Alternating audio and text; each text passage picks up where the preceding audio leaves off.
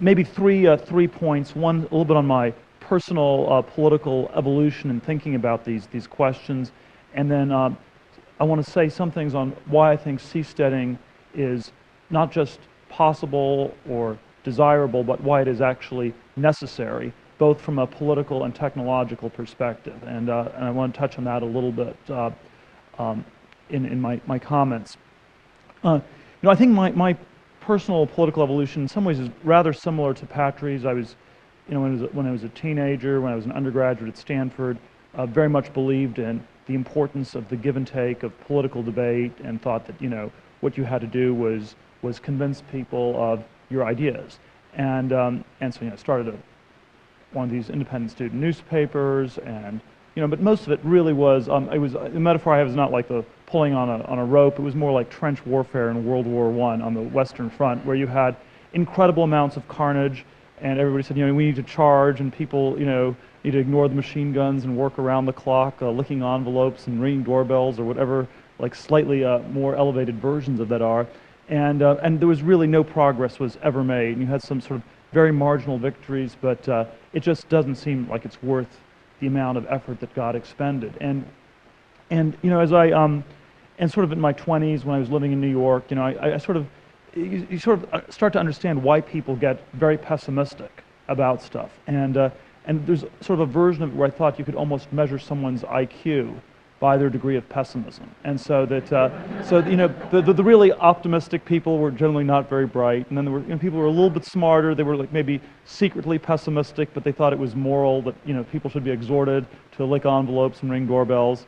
And then there were really smart people who just got extremely pessimistic and thought that there's nothing an individual can really do in the face of the relentless indifference of the universe. And so you basically, if you're sort of, and so it sort of often sort of manifested itself on the part of people who were more conservative and, excessive amounts of alcohol consumption, and of course the people who were libertarian didn't necessarily limit themselves to alcohol.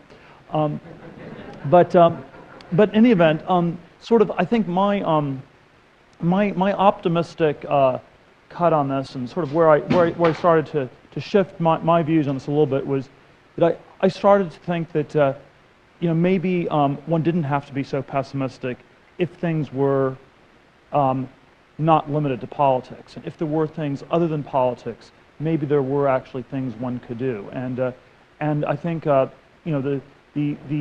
venue that I think is an incredibly important venue for change is technology, because it is something that a small number of individuals or people can do. They can build companies, and those companies can change the world in ways that can sometimes happen so quickly or in such unexpected ways that the political system cannot fully grasp it. And by the time the change has happened, maybe there will be some reaction, and maybe you'll get the aircraft carrier coming towards a seastead. But if you have 10,000 different seasteads, maybe it'll be too late. And I think I think there is an element of technology where it is a way for people to unilaterally bring about change and make the world a better place. I think there was, certainly a very big narrative of the internet of the late 90s and throughout this decade where it has been about that. I think the jury on it is still out. How big a deal it's going to be. Is it world transforming? Is it just this virtual reality that's too tangential?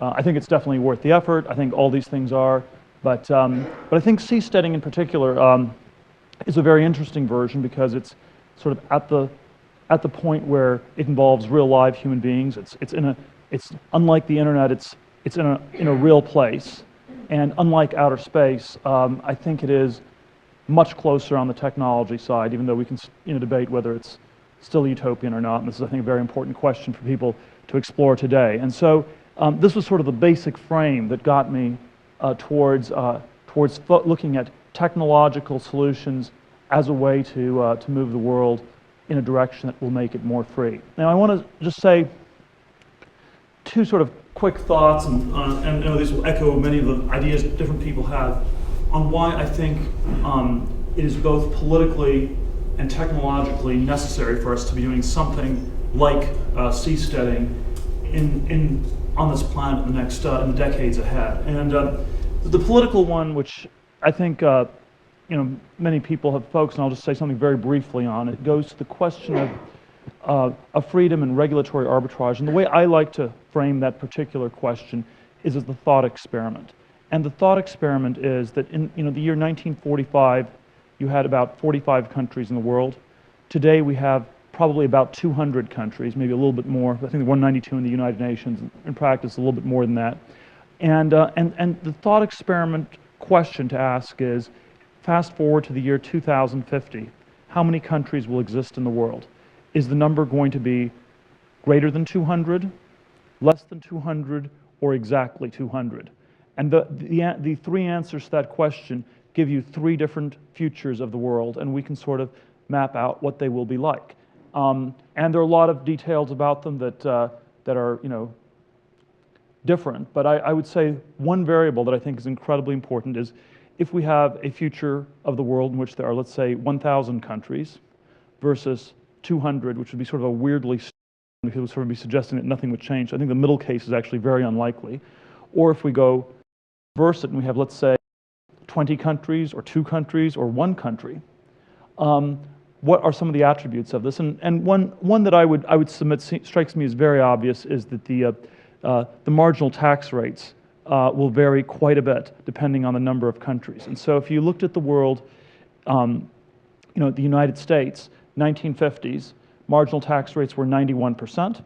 And if you didn't like that, you could move to the Soviet Union. You could move to various other places where the rates were even higher. And today they have relentlessly come down. And I know that a lot of people are very worried about taxes going up imminently in the near future. I actually am fairly optimistic about this. I think this is not going to happen because there are too many countries. And I think we have a microcosm of this test going on in the state of California right now, where the government's run out of money, and the normal thing is to raise taxes, and you have all these people who are threatening to leave the state of California. And so far, in spite of the worst financial crisis since the 30s, they have not been able to raise marginal tax rates in California. They're not able to do it in New York. I predict they will not be able to do it in the United States as a whole.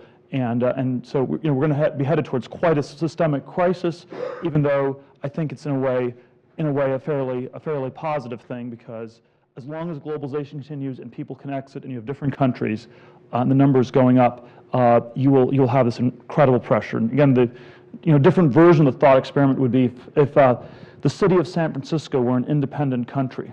So it's like would be one of the most left-wing socialist countries in the world. And I would predict the tax rates in San Francisco would be like Hong Kong. The marginal rate would be maybe 15%, 16%. If you could just move to Marin or to South San Francisco, it would be taxes way lower than the most right-wing part of the United States, the most libertarian part of the United States. You would have super low taxes. And it has nothing to do with the ideology, the people, or anything like that. It is just the structure. And I think the structure gets driven in large part by the technology. And this is why I think anything that can be done to create much larger numbers of countries will be very good. And so I will just leave it as this thought experiment for 2050 and what will be the number of countries in the world at that point. And I think that if we want to increase freedom, we want to increase the number of countries. Now, the other third thread I want to say just a few words about is the sort of technological question. And I want to actually take a very different cut at this sort of a question, where normally the question about the feasibility goes to all these questions. Is it possible? Is it not possible? There's sort of questions about it's possible, but it's not desirable. Would anybody really want to live on a seastead or that? I really frame the technological question more as a question of almost necessity, of whether something like this is necessary. And if you sort of think of a 2x2 standard matrix of whether it's possible or desirable, most of the people here are somewhere on the possible and desirable quadrant. Maybe with some reservations, but we obviously think it's at least somewhat possible and that it would be somewhat desirable. There are, if we think about the people outside this room, there are probably quite a lot of people who think that it's not possible, but that's a good thing. And so it's sort of weird. People shouldn't be living on oceans. And those are actually, we don't need to really worry about those people very much, because since they don't think it's possible, they won't take us very seriously, and they will not actually try to stop us till it's too late. There's an even smaller number of people who think that it is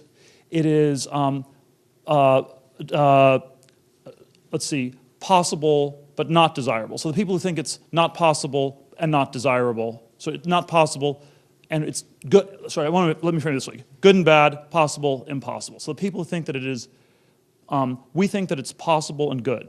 The people who think that it is not possible and that that's a good thing, that it's not possible, we don't need to worry about. The people who think that it is possible and would be bad, we do need to worry about, because they will try to actually stop us. But fortunately, that's an even smaller group than the second group. The group that I think is actually really big, and that we never think about, is the group that basically thinks that seasteading is not possible, and it doesn't really matter one way or the other.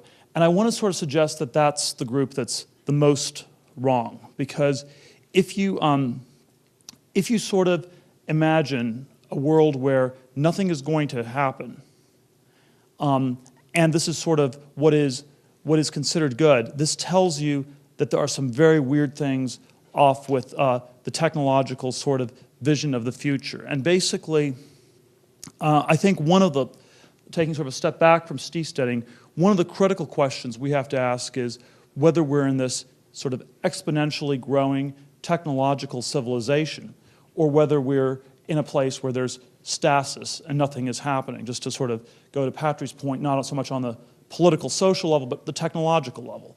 And if you have an exponentially accelerating civilization, you expect there to be sort of a lot of major breakthroughs. And it's sort of like, I think this is sort of like the image of science fiction books from the 1950s and 1960s. We'd have colonies on the moon, you'd have robots, you'd have flying cars, you'd have cities in the ocean, under the ocean, you'd have eco-farming, you'd turn the deserts into arable land. There were sort of all these incredible things that people thought would happen in the 50s and 60s, and that would sort of transform the world. And if we're honest, some of these things have happened and some have not, and there are, I think, some legitimate concerns about whether technology has progressed quite as quickly as we would have liked. There's a book that was written in 1968 by a left-of-center French writer, which we can perhaps dismiss too easily, Zerban Schreiber, The American Challenge, described what an exponentially accelerating civilization the United States would look like, and it basically said that if you had exponentially accelerating technology, by the year 2000, the U.S. would be so far ahead of the rest of the world, people would no longer need to compete with anybody else. And so the average person would in the U.S. in the year 2000 would work 7 hours a day, 4 days a week, have 13 weeks a year of paid vacation, because the technology would move so quickly you would no longer need to compete. Now, this has not entirely happened.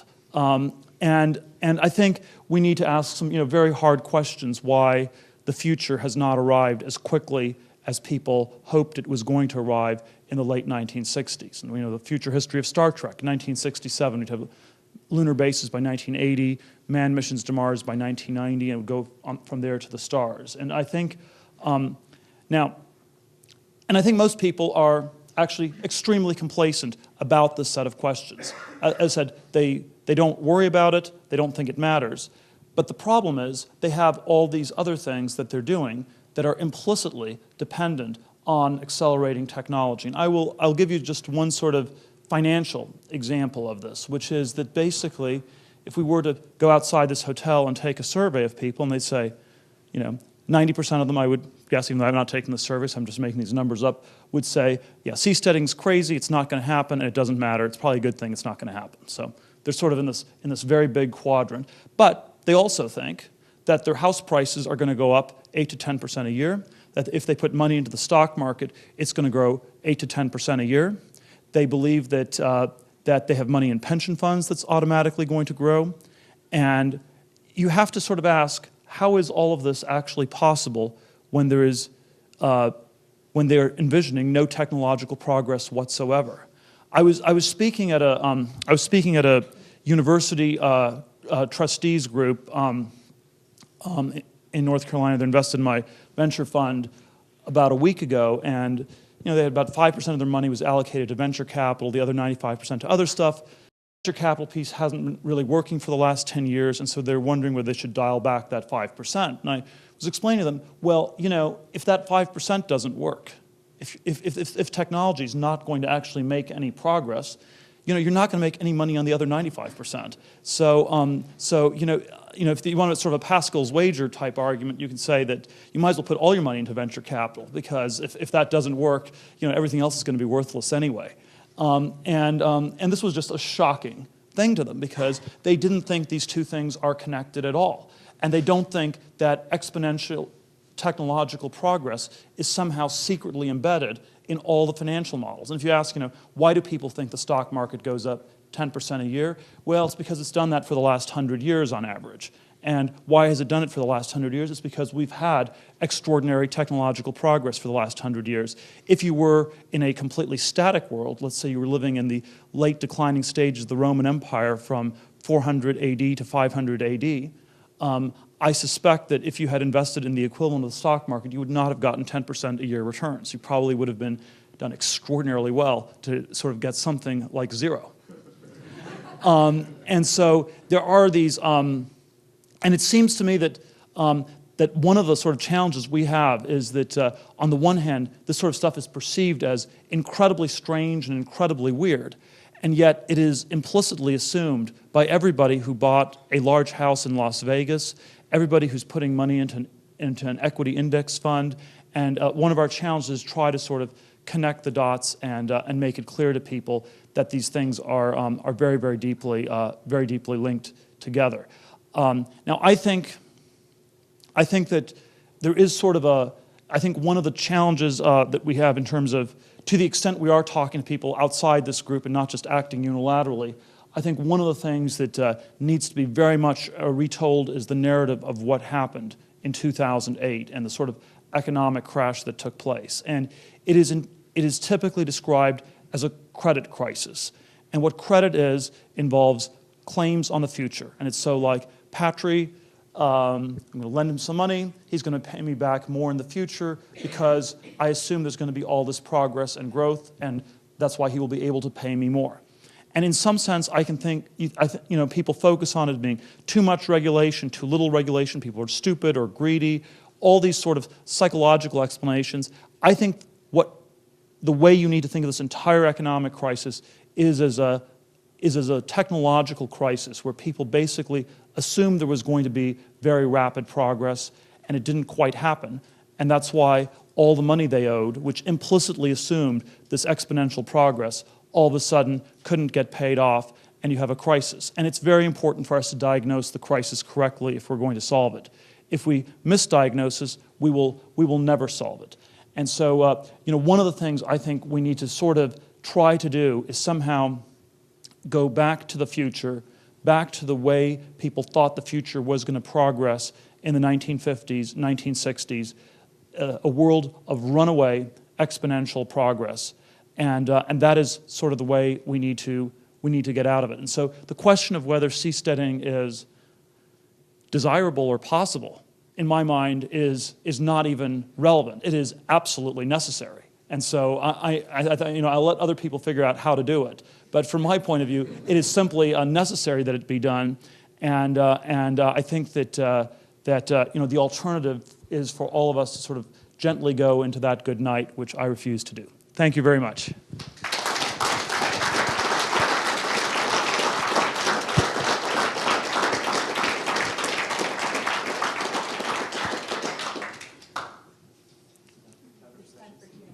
All right. Yes, go ahead. So why do you think we haven't made the kind of progress in the physical sciences, I guess, technological advances that people were imagining in the 50s and 60s, but we have made rapid advances in the information sciences? And I remember, it struck me, the movie 2001, all all the spacecraft and stuff wasn't there when 2001 arrived, but all the technology was not only there, but more advanced than what was in the movie. And one thing you can say is the government was responsible for the space program and the private sector was responsible for the information sciences. But is there something else? Is it just harder to do this, build spacecraft, seasteading?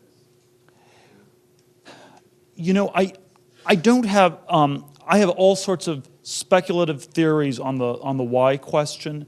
I think I would say on the what question. And I don't think there has been progress in the last 40 years. Obviously, there's been tremendous progress in the information revolution, the internet, some progress in biotechnology. I think a little bit less there than I would have liked. There's been, but other areas there has been somewhat less.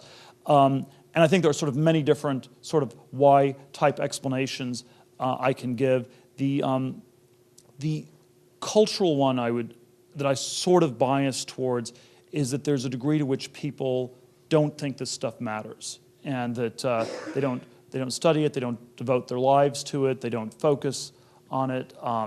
They think that it's a problem that other people will solve, and that basically, we can just figure out the way to get the house in Vegas, and that's what we should specialize in, and other people will figure out a way to have this runaway exponential progress. And that's sort of a free rider approach generally works, but it doesn't work when everybody believes it. And I think something like that has happened. I think there obviously are all sorts of crazy government incentives.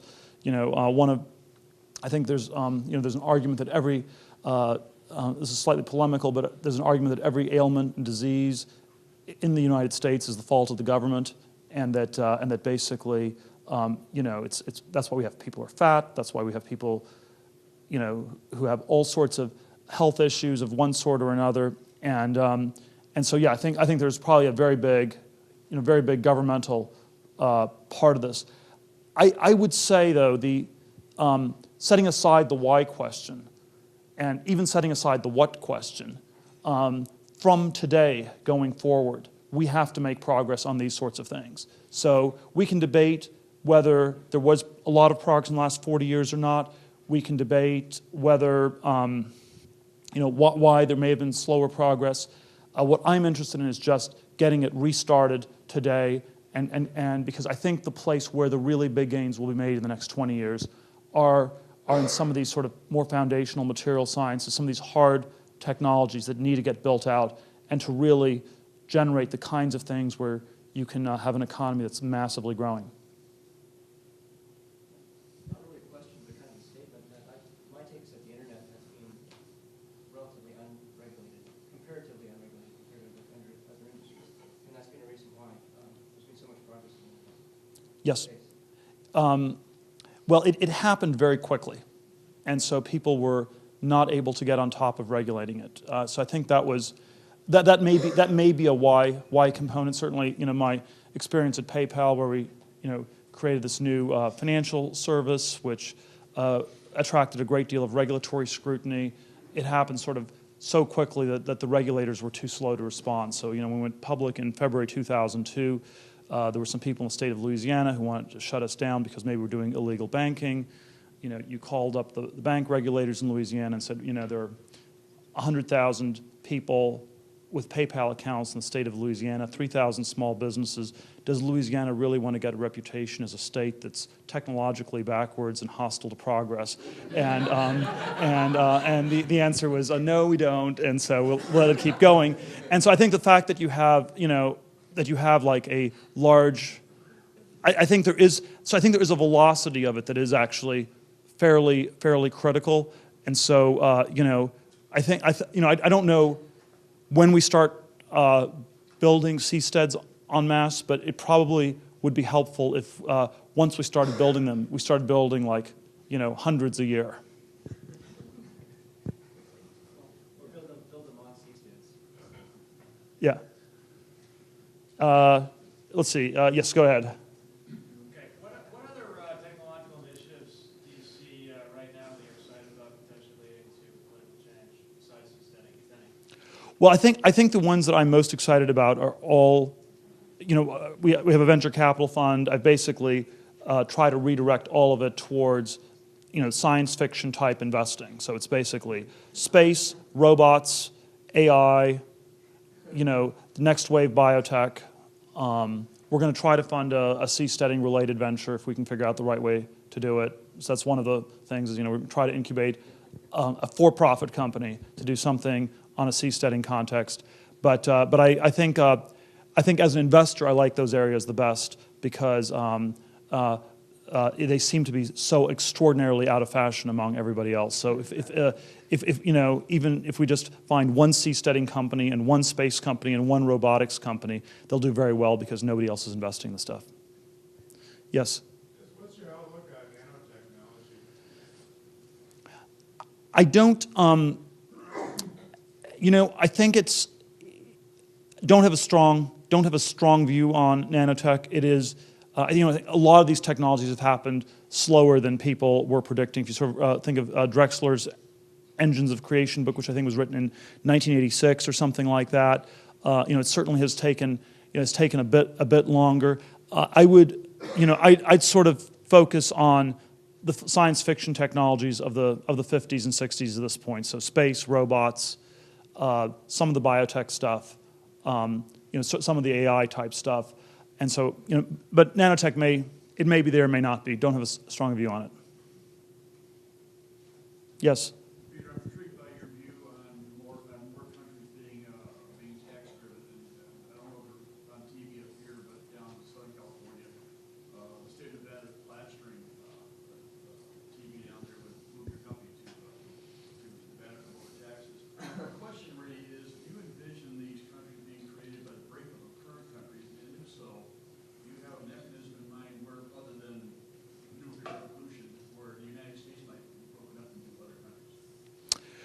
Well, I think one of the sort of very difficult problems for the United States as a country is that we have this very troubled history where you had the attempt to break it up in the 1860s was motivated by something that was objectively pretty evil, namely slavery.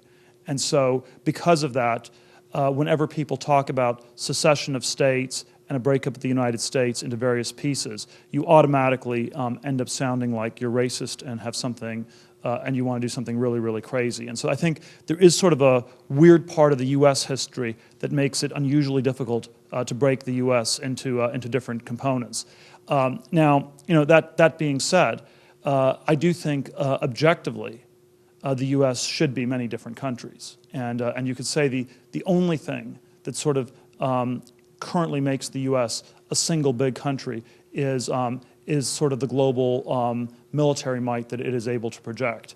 And basically, and if you didn't think that was an important value, we should just have all these countries be different because people's values in Texas are radically different from San Francisco, and it seems very bad to have just one group trying to sort of domineer the other and sort of alternate at various points. And so rationally, it should be many different countries. Very hard to do given the cultural history of this country. Yeah, go ahead. What aspect of biotech is most interesting to you? And to attend my untalk today? I will not be able to attend your untalk because I unfortunately have like a crazy schedule that gets scheduled by people, and I sort of have not been able to assert enough control over my life in general. And I do not discount my life sufficiently 6 months into the future, and I'm willing to commit to things like speaking at this event and things of that sort. And so I unfortunately will not be able to do it. However, I think the biotech areas that I think are the most promising are the intersection of biotech with various other technologies. And I think we may be close to a point where it is possible for people to start biotech companies who do not have PhDs or MBAs. And so the basic criterion that we have for investing in biotech is companies in which the people do not have PhDs or MBAs. because they all have screwed up massively. For 30 years, they've run an industry where people have, on the whole, returned no money to investors. And it's been marginal academic projects, and then typically they're dressed up by MBA people who are salesy and markety and substance free, and in sort of a bad way. And so I think there is at this point enough information out there that people can learn on the internet, that you can have people start very successful companies who don't necessarily have all the right credentials, and that's what I think is very hopeful. So I think there's sort of, at our LP meeting on my venture fund in a month, we're going to have like a discussion on sort of what we're describing as garage biotech and how people can actually start biotech companies out of a garage at this point, and that's sort of the direction I think is worth looking into.